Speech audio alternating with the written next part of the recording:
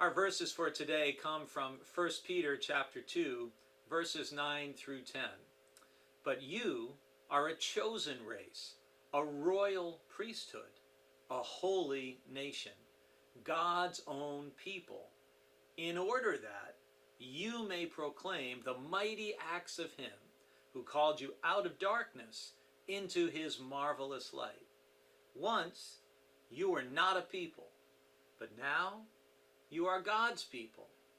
Once you had not received mercy, but now you have received mercy. Have you ever been a part of a sports team or musical group?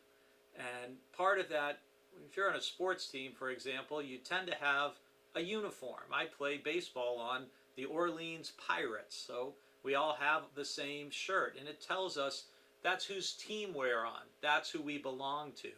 And here in 1 Peter, he's reminding Christians, he's reminding the church whose team you're on. You are a chosen race, a royal priesthood, a holy nation, God's own people. And what's the purpose of that group, of those people? Well, the whole purpose is to proclaim the mighty acts of God, who called us out of darkness into his marvelous light. And Peter describes who we were before Christ came into our life. Once we were not a people. Now we're God's people. We belong to God.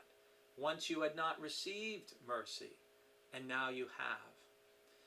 This passage from Peter really speaks to our identity, both individually, but more importantly, as part of the collective body that is the people of God, God's own people.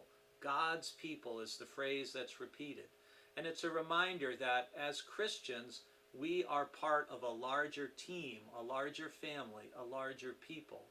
And we have a calling. And that calling is to proclaim the mighty acts of God. I hope today you'll be encouraged by remembering you have a very high calling in life. You're part of a chosen race, a royal priesthood, a holy nation. You belong to God. Share God's mercy and God's light this day.